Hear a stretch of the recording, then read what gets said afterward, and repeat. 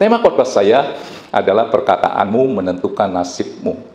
Kalau saudara nggak percaya, cek aja begini. Dulu saudara akrab sama seseorang, tiba-tiba sekarang agak renggang. Tetap bersahabat. Saudara cek deh. Ujung-ujungnya itu dari perkataan yang mungkin saudara ucapkan tidak ada maksud untuk melukai hati orang itu. Oh, sekarang dia jadi lain ya. Selidiki deh. Teropong hatinya. Ternyata hatinya terluka oleh karena ucapan yang kita ucapkan tanpa kita sadari. Coba cek hubungan mungkin family, apalagi di WA group nih. Maaf nih, yang paling bisa menghancurkan satu grup itu di WA group. Karena kita udah pernah ngalami waktu di masa pandemi, kita kan di gereja tuh ada grup tuh. Waduh, pecah tuh di situ. Keluar kan nggak mungkin, dia masih nongol. Nggak datang lagi. Di WA group, pakai hati-hati dah. Ngetiknya mungkin kurang koma, dia nangkepnya salah. Ya ketikan itu kan ucapan kan. Nah, gereja bisa pecah. Oknum yang saudara harus curigai, yang paling harus saudara curigai, lidah. Saya nggak tahu di sini ceritanya, mungkin ada di sini pecah ke sini. Coba saudara selidiki dah. Oknum yang paling harus saudara jadi dicurigai adalah lidah. Tangkap ya. Nah, itu kesehari-harian. Sekarang kita lihat di Alkitab. Saudara tahu bangsa Israel itu kan ditebus dari Mesir ya, dikeluarin nih. Karena Tuhan sayang untuk dipindahin ke tanah Kanaan, yaitu tanah yang penuh dengan susu dan madu, tanah perjanjian. Dan dia harus lewat proses yang Alkitab katakan adalah padang gurun. Saudara coba bayangkan, satu angkatan, satu bangsa Israel yang lahir di Mesir. Saudara tahu nggak, kenapa tidak bisa mencapai ke tanah Kanaan? Muter-muter di padang gurun. Saudara tahu dosanya apa? Cuma satu. Kasih jawaban, ada coklat nih. Apa? Persungutan. Persungutan pakai jidat apa pakai mulut? Pakai mulut.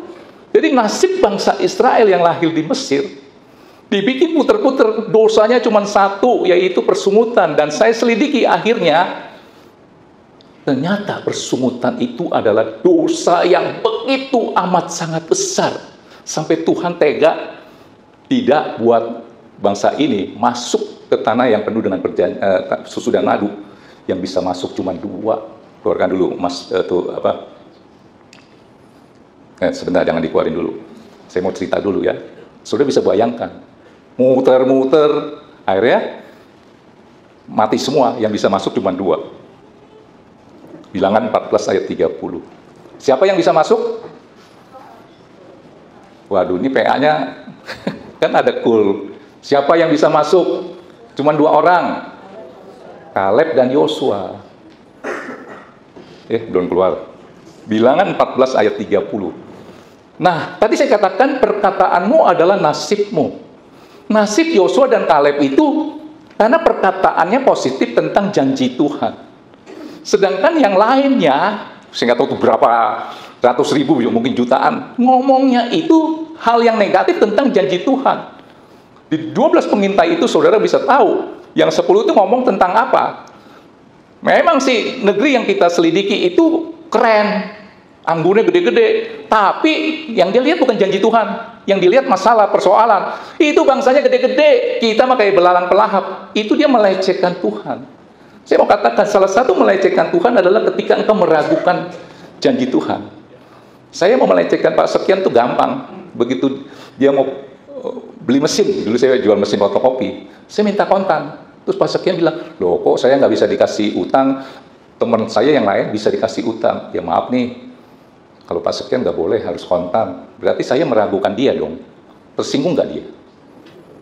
Sudah bisa nangkep? Apalagi Tuhan. Bangsa Israel itu, Tuhan udah nunjukin dia punya kuasanya dengan 10 tulah. Kurang hebat apa Tuhan itu? Di padang gurun, Tuhan tunjukin dia punya actionnya dengan cara apa? Laut dibelah dua. Masih ngomel terus. Sudah bingung nggak? Saudara udah diberkati dengan kesehatan yang dahsyat luar biasa. Saudara bandingkan dengan 10-20 tahun yang lalu, saudara naik motor, sekarang saudara udah naik mobil, ngomel melulu. Kebangetan nggak? Tapi bukan yang di sini, yang di sana ya. Tapi yang sana tadi saya lihat sebagian kemari sih. Nggak, ini saya belak-belakan, saudara jangan tersinggung ya dengan apa yang saya ucapkan ya. Betul nggak? Baca. Bahwasanya kamu ini tidak akan masuk ke negeri yang dengan mengangkat sumpah telah kujanjikan akan kuberi kamu diami, kecuali siapa? Kaleb bin Yefune dan Yosua bin Nun. Cuma 2. Kenapa dia bisa masuk? Perkataannya positif.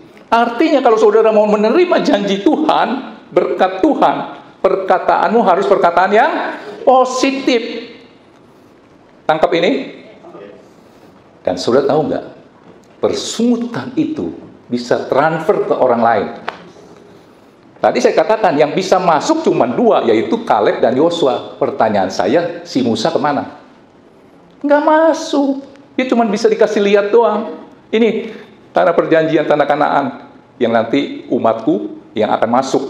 Ternyata yang lahir di Mesir itu dibikin habis kan. Yang bisa masuk tuh yang lahir di padang gurun, yang artinya tidak melihat 10 tulah, di mana kuasa Tuhan bekerja. Saudara bayangkan, artinya gini, saudara udah lihat mujizat Tuhan, sampai saudara nggak bisa bilang Tuhan itu dahsyat, itu kebangetan. Tangkap ini, kenapa Musa tidak bisa masuk? Dia juga ketransfer oleh roh persungutan, dia pun jadi ngomel. Mazmur 106 ayat 32 sampai 33. Artinya apa? Istrimu bersungut akan berdampak kepada engkau sebagai suami. Suamimu bersungut akan berdampak kepada istrimu. Ada rohnya. Tangkap? Coba saudara bayangkan. Musa nabi besar, sampai nggak bisa masuk karena apa? Ngomongannya. Kenapa dia bisa bersungut? Kecewa sama bangsa Israel yang tegar tengkuk. Umumnya orang itu bersungut karena kecewa. Bangsa Israel itu kan kecewa, nggak ketemu air ngomel, makan mana melulu ngomel, maunya makan daging gitu. Kita baca ya, Mazmur ya, 106 ayat 32. Mereka menggusarkan dia dekat air Meriba, sehingga Musa kena celaka karena mereka. Kena celakanya apa? Perkataan Musa jadi dia ngomel. Ngomelnya nggak sama Tuhan, sama bangsa Israel yang tegar tengkuk. Akhirnya 33. Sebab mereka memahitkan hatinya, sehingga ia teledor dengan kata-katanya. Kita jadi keki sama orang yang bersungut, kita pun ikut bersungut. Tangkap ini? Ya? Oke, contoh soal. Pilpres itu kan baru berlalu. Saya jujur aja, nah tadi perkataanmu menentukan nasibmu. Di Pilpres itu sebenarnya saya udah mau nyolok dia nih. Udah mantep dah, saya ngomong sama istri saya. Udah lu colok ini deh, mantep dia. Udah ya. Satu hari waktu lagi debat di Pilpres itu, ada ngomongan yang saya nggak bisa terima. Soal penilaian, 5 lah, 11 dari 100. Saya terus terang nggak jadi nyolok dia.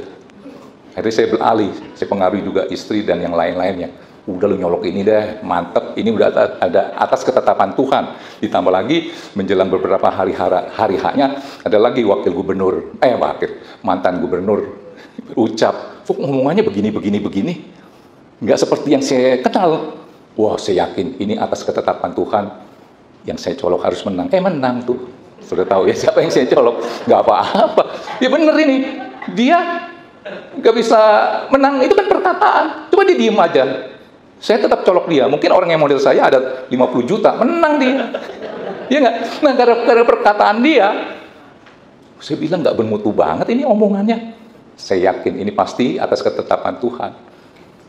Akhirnya saya colok itu dan saya mempengaruhi teman-teman juga yang lain sampai terjadi perdebatan. Beginilah begitulah, udahlah lu percaya sama gua dah, ini atas ketetapan Tuhan, bukan pinter-pinter gua. Bener tuh menang. Malah yang itu jadi nomor buntut ya. Saudara mengerti apa yang saya mau colok tadinya ya. Oke, itu ya. Nah,